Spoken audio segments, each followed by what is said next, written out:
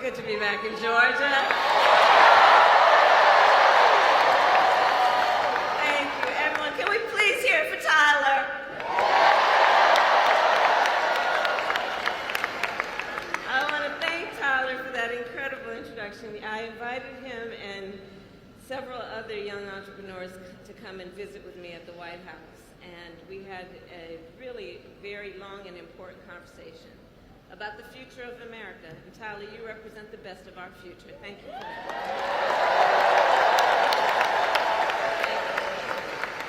And please give it up for Quavo.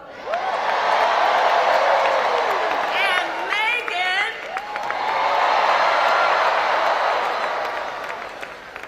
So it is so good to see everyone. And let me also thank our incredible members of Congress who are with us this evening. Senator John Ossoff, Senator Raphael Warnock, and Representative Nikema Williams, to Mayor Andre Dickens, thank you for welcoming me to Atlanta, and thank you to the great Stacey Abrams.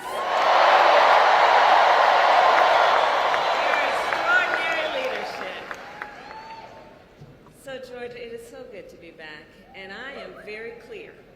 The path to the White House runs right through this state. And you all helped us win in 2020, and we're going to do it again in 2024. Yes, we will. So let's get right down.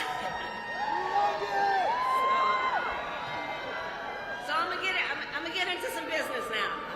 Okay, I'm gonna get into some business now. All right. So Georgia, as many of you know, before, and have a seat if you have a chair.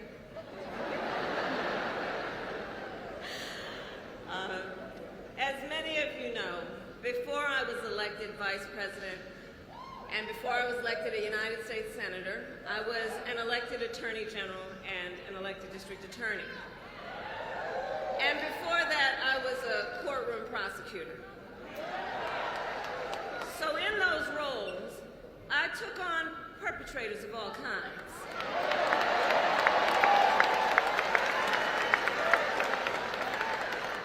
Predators who abused women. Fraudsters who ripped off consumers. Cheaters who broke the rules for their own gain. So hear me when I say, I know Donald Trump's type.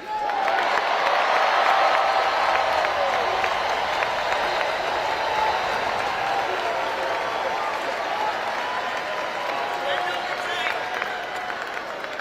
And I have been dealing with people like him my entire career.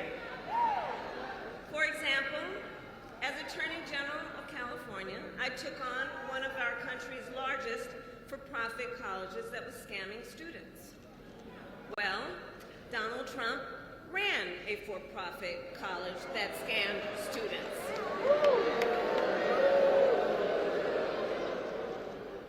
As a prosecutor, I specialized in child sexual abuse cases and sexual abuse cases. Well, Trump was found liable for committing sexual abuse. And as an Attorney General, I held the big Wall Street banks accountable for fraud. Donald Trump was just found guilty of fraud, 34 counts.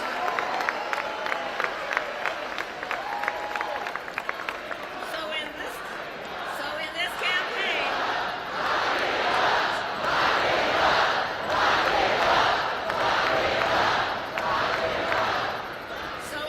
campaign, I will proudly put my record against his any day of the week. Any day of the week. Including, for example, on the issue of immigration. So I was the Attorney General of a border state.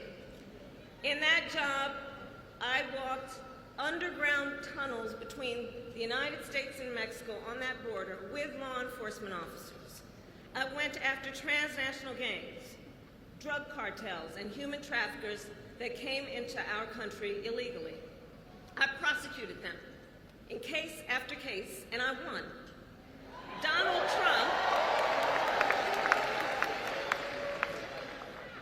Trump, on the other hand, has been talking a big game about securing our border, but he does not walk the walk. Or as my friend Quavo would say, he does not walk it like he talks it.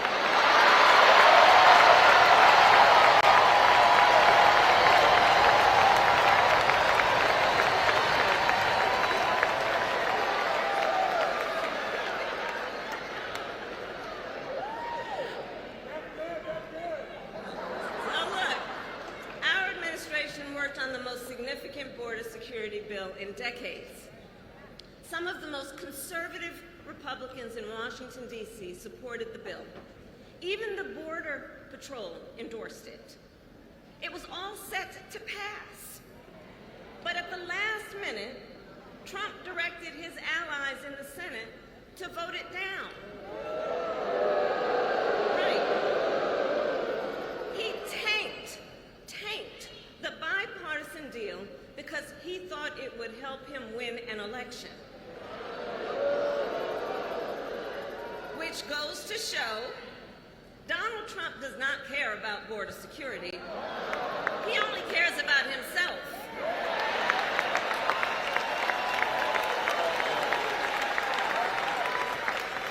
And when I am president, I will work to actually solve the problem.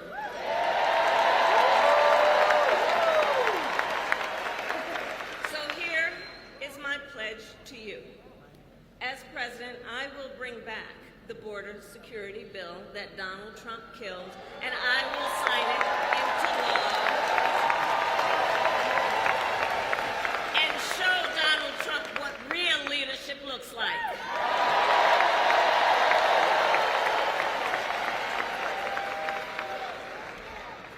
But make no mistake, this campaign is not just about us versus Donald Trump. Truly, this campaign is about two very different visions for our nation. One focused on the future, the other focused on the past. We believe in a future where every person has the opportunity to build a business, to own a home, to build intergenerational wealth, a future with affordable health care, affordable child care, paid leave. And all of this is to say, building up the middle class will be a defining goal of my presidency.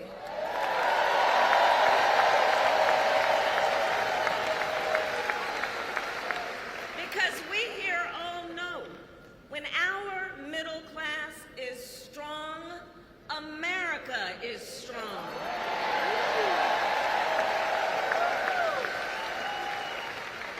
And to keep our middle class strong, families need relief from the high cost of living so that they have a chance not just to get by, but to get ahead.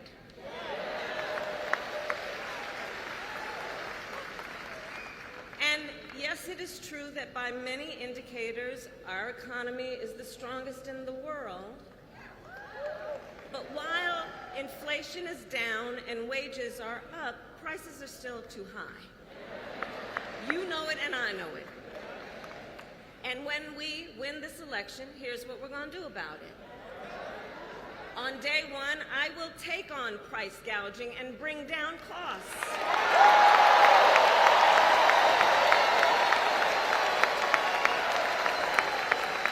We will ban more of those hidden fees and surprise late charges that banks and other companies use to pad their profits.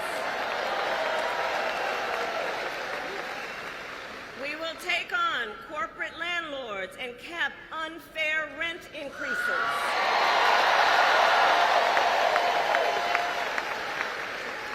And we will take on Big Pharma to cap prescription drug costs for all Americans.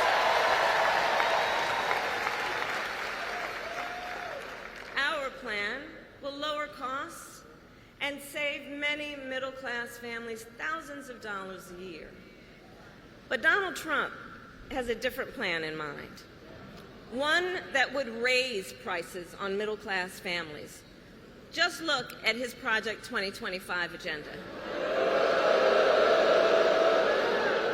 I take it you've seen it. Project 2025 is a plan to weaken the middle class. Be clear. And Donald Trump intends to cut Social Security and Medicare.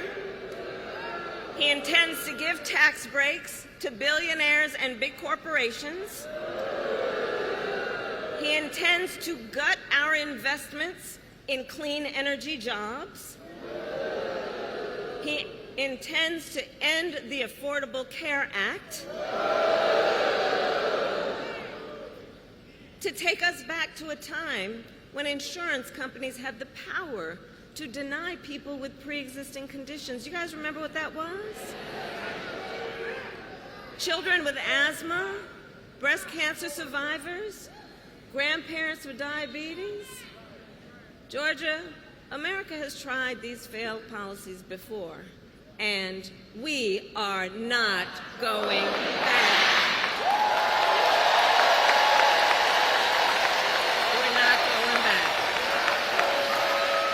We're not going back.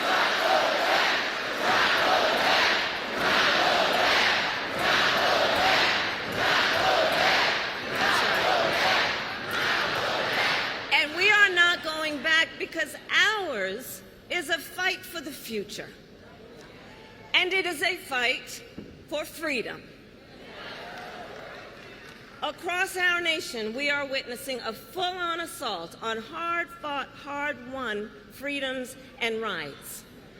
The freedom to vote, the freedom to be safe from gun violence, the freedom to live without fear of bigotry and hate, the freedom to love who you love openly and with pride,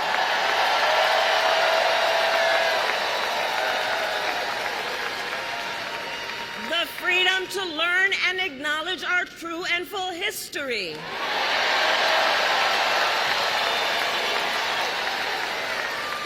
And the freedom of a woman to make decisions about her own body and not have her government tell her what to do.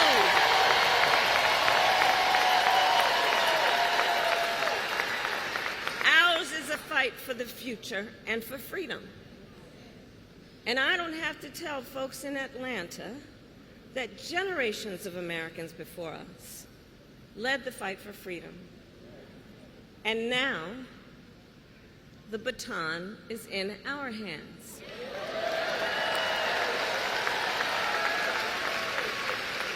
Each and every one of us. And we love our country. We love our country. And I believe it is the highest form of patriotism to fight for the ideals of our country.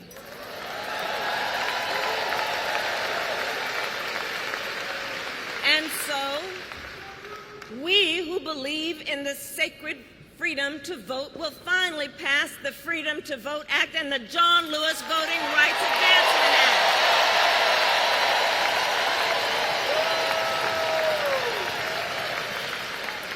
We who believe in the freedom to live safe from gun violence will finally pass universal background checks, red flag laws, and an assault weapons ban.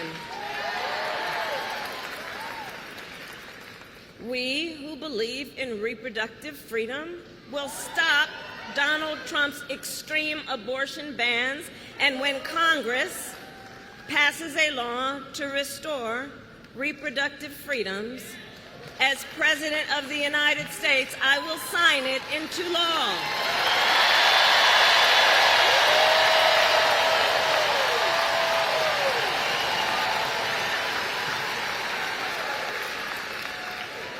November 5th is in 98 days.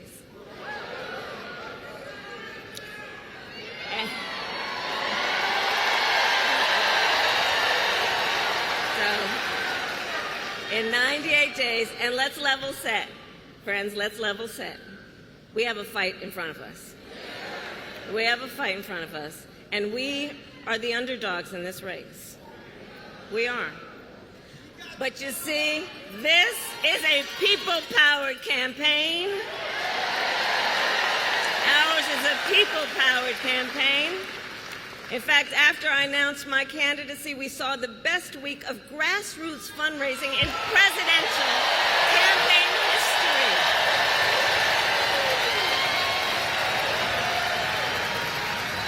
And if you go to KamalaHarris.com, you can help us build on that success.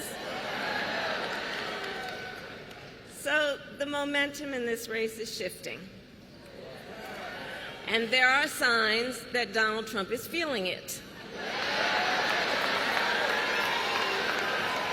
You may have noticed. So last week, you may have seen, he pulled out of the debate in September he had previously agreed to.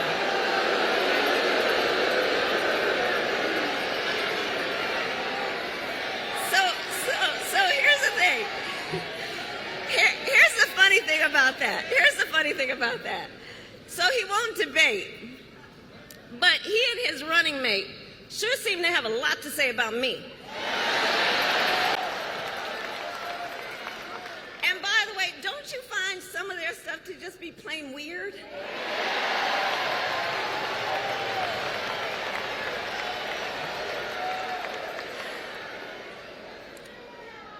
Well, Donald,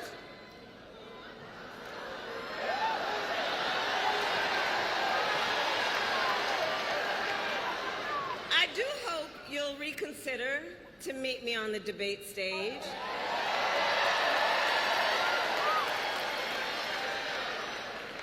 Because as the saying goes, if you've got something to say, say it to my face.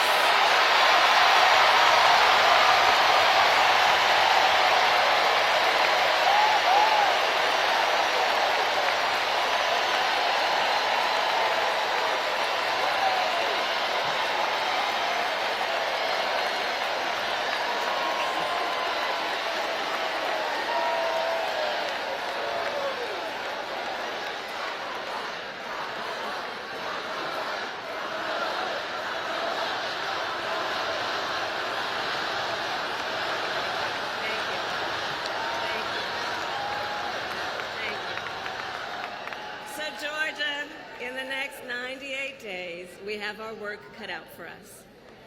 And this is not going to be easy. This is hard work, but we like hard work. Hard work is good work. So Georgia, today I ask you, are you ready to get to work? Do we believe in freedom? Do we believe in opportunity? Do we believe in the promise of America? And are we ready to fight for it?